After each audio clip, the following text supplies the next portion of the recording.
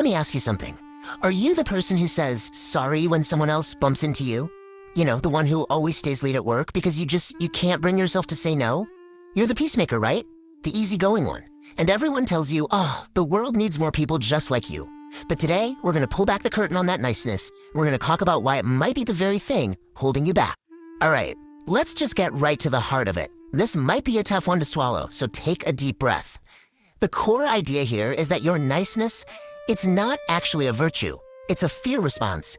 It's a weapon you've been pointing at your own head your whole life, and we're about to figure out why.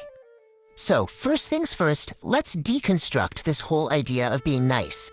We have to draw a really clear line in the sand between genuine, authentic kindness and the fear-based niceness that so many of us have been taught to perform. Okay, so here's the fundamental distinction. Real kindness, it comes from a place of strength. It's a choice you make. It says, I will help you because I want to. Niceness, though, that's rooted in fear. It says, I will help you because I'm absolutely terrified of what will happen if I don't. See the difference? One is a gift, the other is a ransom. And look, if this is starting to hit home, you're probably just exhausted. You're constantly pouring from your own cup for everybody else, but you're running on fumes. And deep down, there's that quiet, resentful little voice just whispering, what about me? When is it ever my turn? Let's find out why you became this way. This whole pattern didn't just pop up overnight. To really get it, you have to go way back. Because this toxic niceness, it isn't some personality flaw you were born with. No. It's a highly sophisticated survival skill you learned in childhood. It's actually a trauma response. You've probably heard of fight, flight, and freeze, right? Those are the big 3 trauma responses. But psychologists have identified a 4th one, and it's the key to all of this. It's called the Fawn Response. Fawning is a survival tactic where you try to appease a threat to neutralize it. Instead of running or fighting, you try to make the danger happy. You try to please it into submission. So how does this get wired into us? Well, picture a child in a volatile home. Maybe a parent is angry or emotionally distant. That child learns really fast. Okay, if I'm quiet, if I'm good, if I meet their needs, I'm safe. But if I have my own needs, I get hurt. And so love starts to feel transactional, conditional. And that child grows up to be an adult who is an absolute master at pleasing everyone around them. And the real tragedy is what this conditioning does to you. You become a personality chameleon, right? Perfectly mirroring whoever you're with. You develop this superpower for reading micro-expressions, always knowing what people want to hear. And because you fundamentally believe, deep down, that you're only valuable when you're useful, you just over-deliver, over-function, and over-apologize for everything, terrified that if you stop, you'll be abandoned.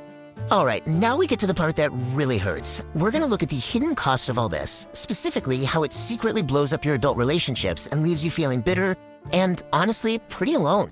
You see, this niceness operates on something called a covert contract. It's an unspoken, unwritten deal that you make in your head with pretty much everyone you meet.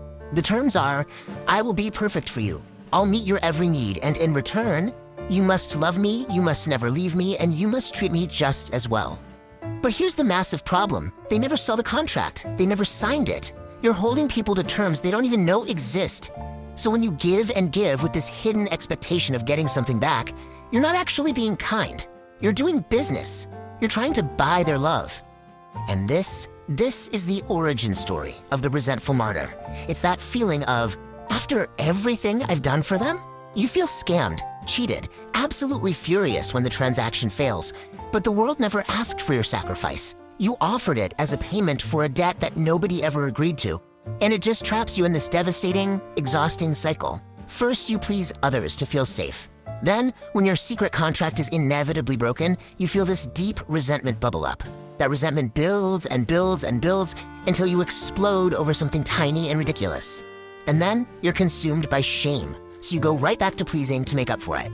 And the cycle starts all over again. Because when you can't say no out loud, all that anger has to go somewhere. It doesn't just vanish into thin air. It festers, it rots, and it turns into passive aggression. You know, you get sarcastic, you forget to do things, you give people the silent treatment. It's how you punish people without the scary risk of a direct conflict. So let's talk about who this behavior attracts. Well, if you have no boundaries, you're basically like blood in the water for sharks. You attract narcissists, users, takers, people who absolutely love that you give endlessly and take all the blame. But on the flip side, you often repel healthy, secure people. Why? Well, frankly, they find it boring, or even a little bit unsettling. Think about it. Real intimacy, a real connection, it requires two whole, distinct people. It needs a little friction, some healthy disagreement, authenticity. If you just agree with everything and become a perfect mirror of the other person, there's no real relationship there. There's just one person and their echo. Healthy people want a partner, not a shadow. Okay, so that was the heavy stuff. That was the problem. Now let's pivot to the solution. And I want to be crystal clear about this. The goal is not to become a jerk. The goal isn't to become mean. The goal is to become real, to become authentic. So the big question then becomes, how do we actually do this? How do we break a lifelong pattern of self-suppression and fear? The antidote to toxic niceness is authenticity.